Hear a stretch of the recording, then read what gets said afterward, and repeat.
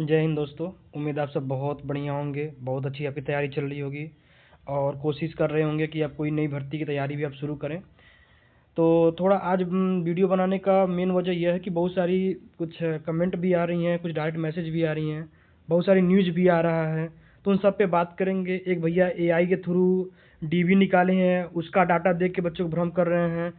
तो उन सब के बारे में बात करेंगे अच्छे से। उससे पहले दो अपडेट आपको, हम लोगों ने पहले ही से कहा था कि एजीटीए का जो 2026 में आने वाला है उसका हम लोग मैराथन कराएंगे। तो आपके लिए बहुत खुशखबरी कि पहला मैराथन पड़ चुका है, आप चैनल पे जाके देख सकते हैं। दूसरा मैराथन आपको संडे को मिल जाएगा, उसके बाद कंटिन्यू चलता रहेगा और 50 मैराथन आपको कराना है हम लोग को है, ठीक है। दूसरी न्यूज आप लोग के लिए यह है कि टेलीग्राम पे जो काम किया जा रहा था वो बहुत अच्छा चल रहा है, आप सब लोग का बहुत प्यार मिल रहा है। आपको फिर से याद दिला दें, टेलीग्राम पे आपको सुबह सुबह 7 बजे करंट अफेयर्स मिलता है, उसके बाद क्यूज मिलता है, फिर उसके बाद आपको 2 बजे नेमराज सुंडा सर की किताब से क्यूज मिलता है और 5 बजे आपको अरुण कत्यान सर की किताब से क्यूज मिलता है। डेली आपके कराए जा रहे हैं, दिन में 3 बार क्यूज कराए जा रहे हैं, सुबह करंट अफेयर्स दिया जा रहा है और बीच बीच में एग्रीकल्चर कुछ अपडेट दिए जाते हैं। तो ये अगर आप यह सब फ्री में चाहते हैं तो टेलीग्राम जरूर ज्वाइन करिए, लिंक डिस्क्रिप्शन में लगा हुआ है और चैनल पे ही पड़ा हुआ है लिंक, टेलीग्राम का ज्वाइन कर लीजिए और चैनल को सब्सक्राइब करिए। अगर आप यूपीटी पॉलिसी और एग्रीकल्चर कोई भी एग्जाम फ्री में पढ़ना चाहते हैं, बहुत शार्ट तरीके से पढ़ना चाहते हैं, चैनल जरूर सब्सक्राइब करिए। उम्मीद आप सब लोग इस चीज़ को समझ रहे होंगे कि इस समय जो एजीटीए का, बीपीओ का, जूनियर असिस्टेंट का चल रहा है, बहुत कुछ अपडेट न्यूज आती रहती है। तो आज देखिए हम लोग किस विषय पर बात करेंगे। ज़्यादा उल्टा सीधा लोग जो बोल रहा है उनसे हट के कुछ ढंग की बात करते हैं। पहला, एजीटीए का जो डीवी का बड़ा बदलाव है, सबको पता है कि देखो ऑनलाइन प्रक्रिया होगा। एनआईसी का जो पोर्टल है वो लगभग तैयार हो गया है, ठीक है। कट ऑफ के बारे में अच्छे से बात करेंगे। बीपीओ का डीवी ऑनलाइन होगा कि ऑफलाइन होगा, जो अपडेट है उसके हिसाब से बात करेंगे। टाइपिंग के लिए जूनियर असिस्टेंट में कितना नंबर रहना चाहिए उसका आइडिया लेंगे और कुछ अन्य भर्ती हैं, X-ray technician, drug, food analyst, इन सब की बात करेंगे, ठीक है। और एक बात ध्यान रखिए, हम लोग को शोर मोर करने की जरूरत नहीं है, हम लोग एकदम तार्किक रूप से बात करना चाहते हैं। बहुत ज़्यादा अफवाह अफवाह करने वाला काम नहीं अच्छा लगता हम लोग को। पहला बात समझिए, डीबी एजीटीए का सबसे ज़्यादा अगर इस समय बच्चे परेशान हैं किसी भी एग्जाम को लेके तो वह है एजीटीए का डीबी। भाई देखिए 3400 से ज़्यादा पद है, बच्चे करीब करीब 22,000 आपने बुला लिए हैं। तो ये 22,000 बच्चे में मान के चलिए 15,000 बच्चे ऐसे हैं जो बहुत असमंजस में है कि हम लोग का क्या होगा, सब असमंजस में है। तो उन सब का लेकर एक डाटा चलते हैं। पहली बात है, देखो अगर डीवी ऑफलाइन होती तो कम से कम 100 दिन लगता, कम से कम 100 दिन लगता है स्कैन करने में, डाटा लेने में। अगर ऑनलाइन हो रही है तो 15 से 20 दिन मोटी मोटा मान के चलो कि डीवी ऑनलाइन 15 से 20 दिन में खत्म कर देंगे ये लोग जब चालू करेंगे। तो इतना मान के चलो कि मतलब होली से पहले, मतलब हम लोग को जो लग रहा है कि होली से पहले इसका कुछ न कुछ कर देंगे, ऊपर नीचे डीवी करा लेंगे या डीवी का डेट दे देंगे। एक दो आइडिया है, या तो डीवी कंप्लीट करवा लेंगे। डीवी कंप्लीट करवाने का मतलब है कि 15 से 20 फरवरी के बीच में डीवी का डेट मतलब शेड्यूल आने की उम्मीद है। अगर ये शेड्यूल आ गई तो मान के चलो होली से पहले आपको डीवी करा लेंगे।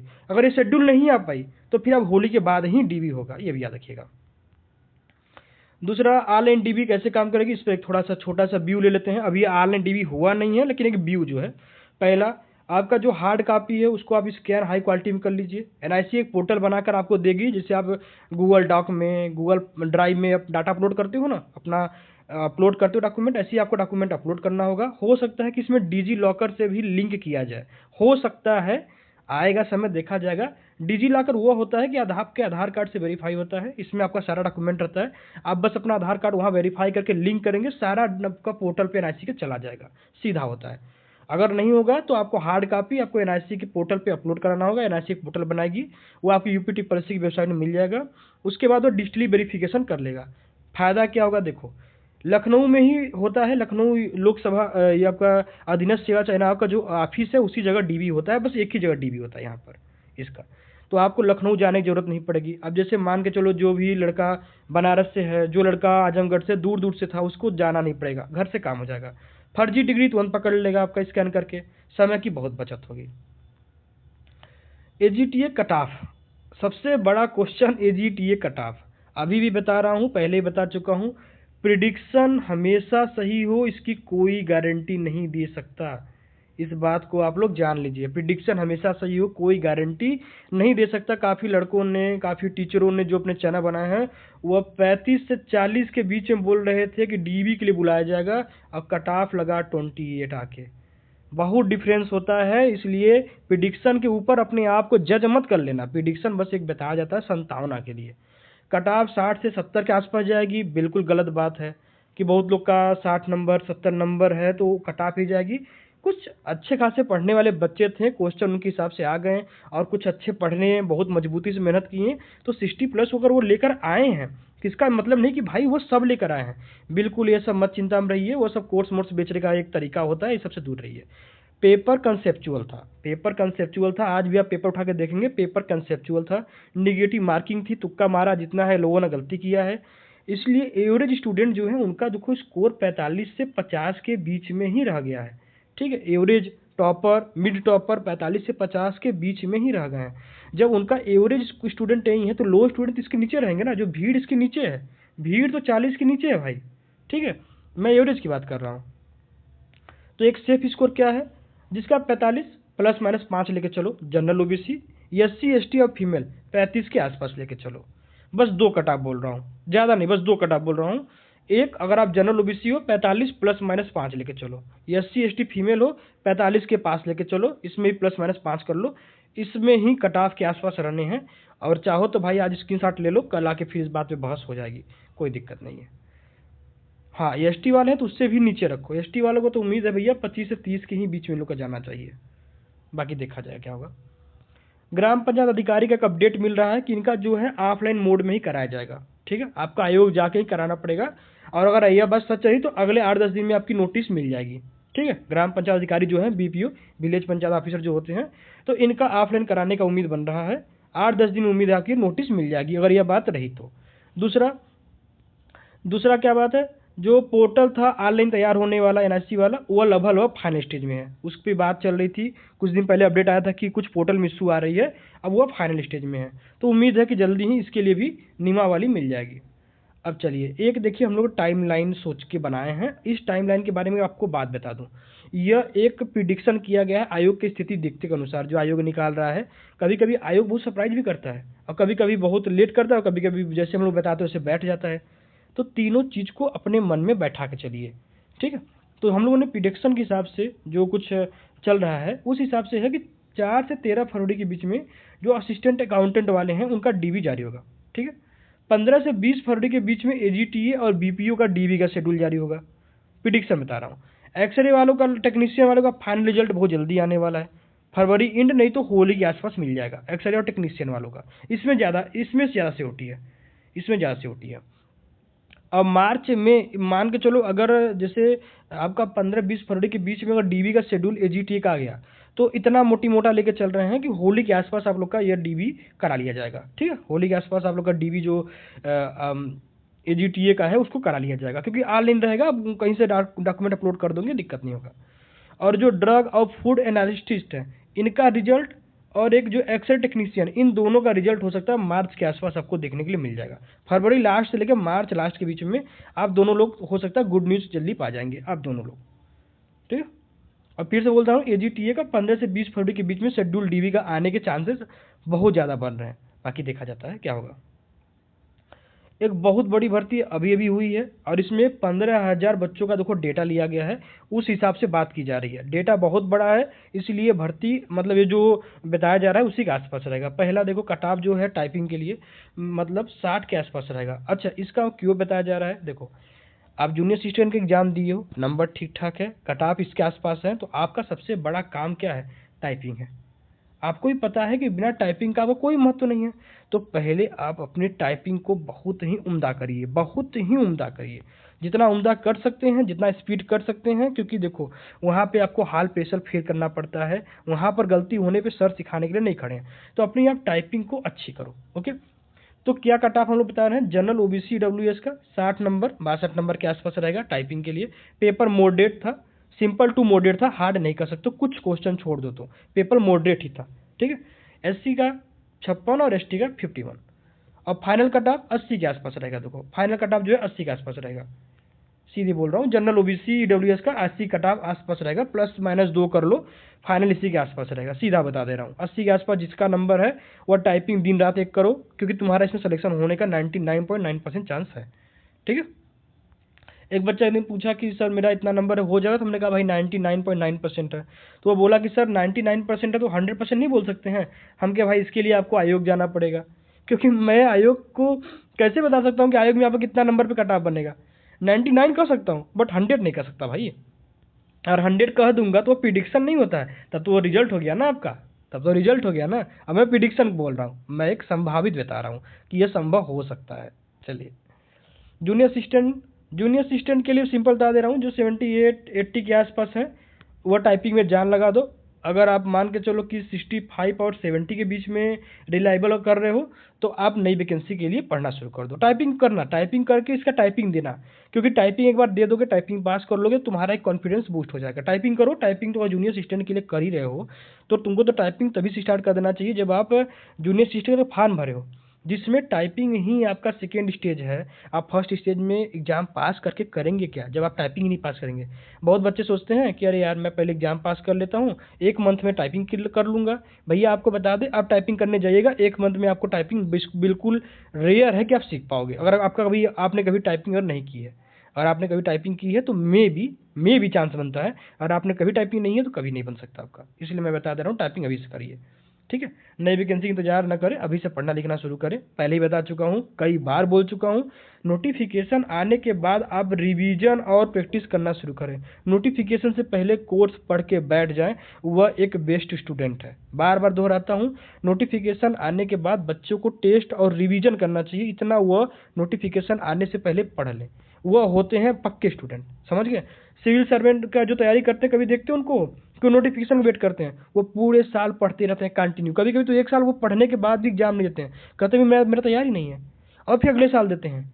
और जो कहता लोग ना फर्स्ट अटेम्प्ट में क्रैक कर लिए, वह 2-2 साल 365 दिन कंटिन्यू डे नाइट रोज 7 से 8 घंटा पढ़ते हैं भाई।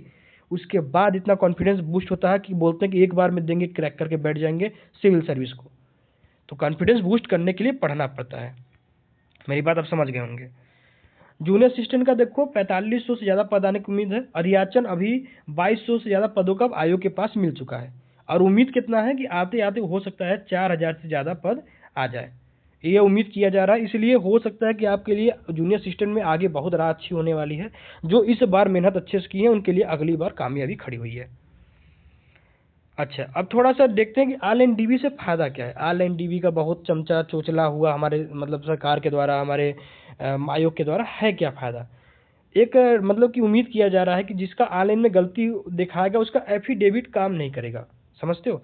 एफिडेविट का मतलब होता है कि मान लो कि आपका नाम गलत है, डॉक्यूमेंट में नाम गलती है, आपने ध्यान नहीं दिया, अभी से ध्यान दिया, टाइम नहीं है, तो आपने एफिडेविट बनवा लिया किसी गेजेटेड ऑफिसर से। लेकिन एक बात समझो, आपकी एग्जाम कब हुई थी? जुलाई में। डीबी आया था आपका अक्टूबर में, डीबी का डेट। अक्टूबर से आज कौन सा मंथ है? फरवरी है। आप अगर किसी भी विभाग में अपन अप्लाई किए होते आप, तो 1 महीना के अंदर आपका विभाग सुधार करके दे देता है। तब तक आप सोए थे कि हम एफिडेविट से काम चला लेंगे अपना। तो अगर अभी भी एफिडेविट चक्कर में पड़ी हो तो कहूँगा कि कोशिश करो अभी ही अप्लाई कर दो कि जो तुम्हारा करेक्शन हो जाए, क्योंकि आयोग का पता नहीं कि अभी फरवरी मार्च में डीबी कराएगा या अगले साल फरवरी मार्च में डीबी कराएगा।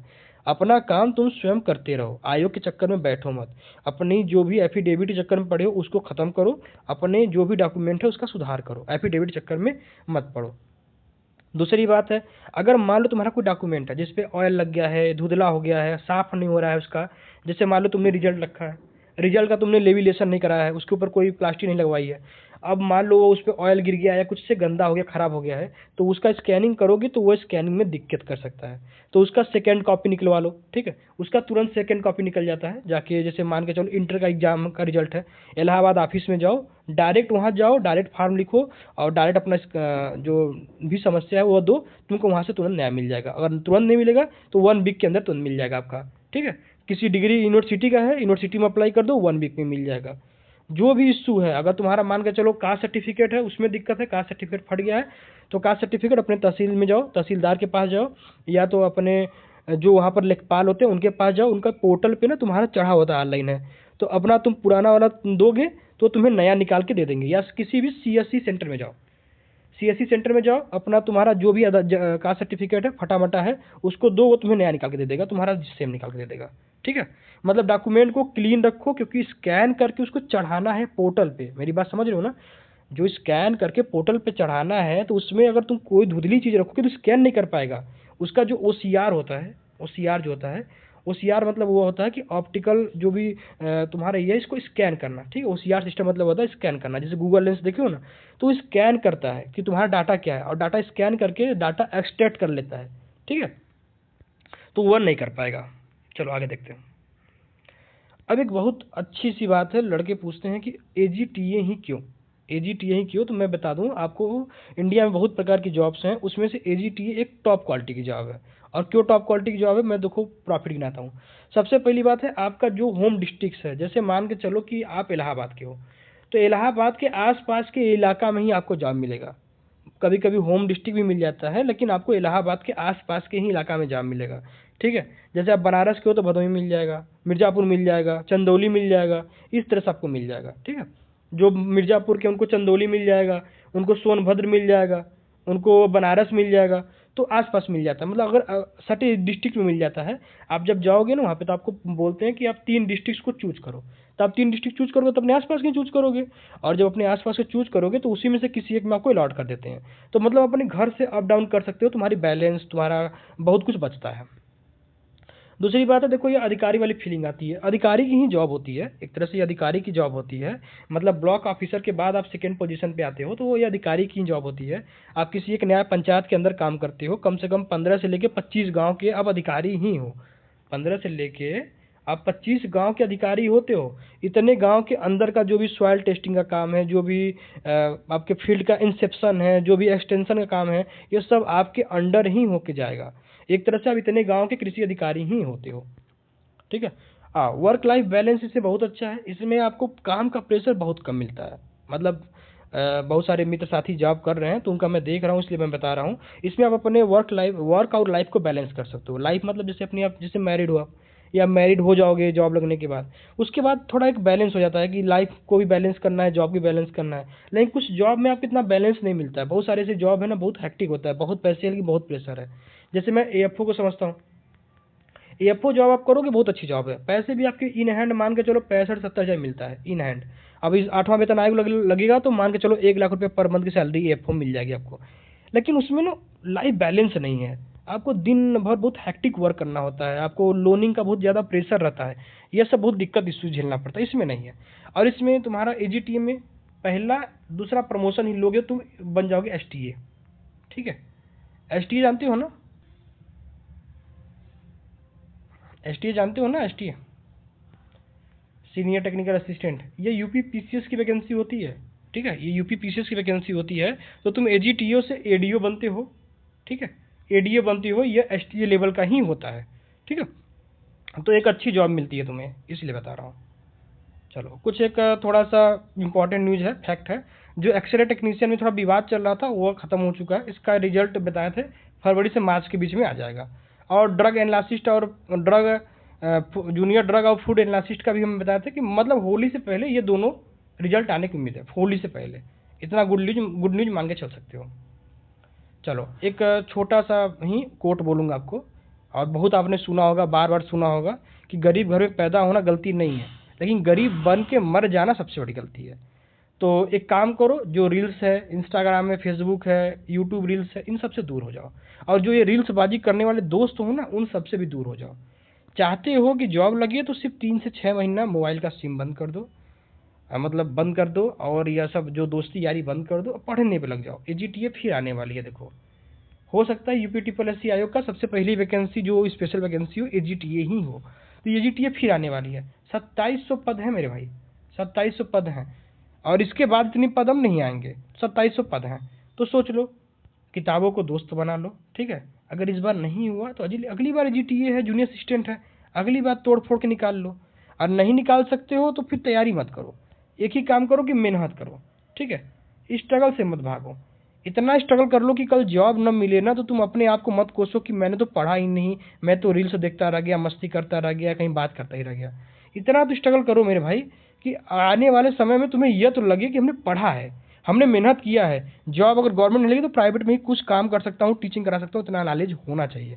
ठीक है, जॉब की तैयारी कर रहे हो, बहुत लगन से पढ़ रहे हो, तो मतलब बहुत अच्छे घर के तो नहीं होगे, इतना मान सकता हूँ कि मिडिल क्लास फैमिली से होगे। और मिडिल क्लास से अगर हाई क्लास फैमिली में जाना है तो एक ही ऑप्शन है, जी जान लगा के मेहनत करो, बस यही कहूँगा। ठीक है, और एक छोटा सा फिर अपडेट कहूँगा कि टेलीग्राम पे आपको पीडीएफ मिल जाएंगे, टेलीग्राम आप ज्वाइन कर लो, आपको दिन भर क्विज कराए जा रहे हैं। और यूट्यूब चैनल को सब्सक्राइब कर लो। मैराथन स्टार्ट हो गई है, पहला मैराथन यूट्यूब में पड़ गया है, जाके आप प्ले लिस्ट में देख लीजिए, पहला मैराथन पड़ चुका है, उसको पूरा देखिए। और यह उसके बाद देखिए फिर दूसरा मैराथन संडे को मिलेगा। फिर उसके बाद पीडीएफ पीपीटी तैयार की जा रही है, कंटेंट तैयार है, बस पीपीटी तैयार की जा रही है, टाइपिंग मास्टर टाइपिंग कर रहे हैं अपना है। बहुत जल्दी आपको 3 4 5 पांचवा मैराथन, आप यकीन मानिए इतना टफ बना हुआ है कि आप एकदम पेपर की फीलिंग लाएंगे। तीसरा मैराथन थोड़ा सरल है, चौथा थोड़ा हार्ड है, पांचवा बहुत टफ है, छठवां बहुत टफ है। उसी हिसाब से आपको टफ करते चले जाएंगे, इस हिसाब से बनाया गया है। मैराथन ऐसे कहा जाता है कि एक आपका आंसर सही है, बाकी जो 3 आंसर है ना उसको भी एक्सप्लेन किया जाता है। मतलब आप अगर 100 क्वेश्चन कर रहे हो भाई, तो आपको 400 क्वेश्चन पढ़ाया जा रहा है, ये बता रहा हूँ मैं। जाके मैराथन देखिए और आगे वाला मैराथन जल्दी मिल जाएगा। उम्मीद है आपको क्लास बहुत अच्छी लगी होगी। प्रिडिक्शन है, जो नंबर होगा वो उतना होगा, इन सब चीज़ों में मत पड़िए, अपनी जॉब की तैयारी करते रहिए, आगे पढ़ते रहिए, जो होगा देखा जाएगा। मस्त रहिए। और होली आने वाला है, होली से एक लीजिए कसम, किस साल पढ़ के नौकरी लेके ही बैठना है। ठीक है, चलिए धन्यवाद। जय हिंद, जय भारत।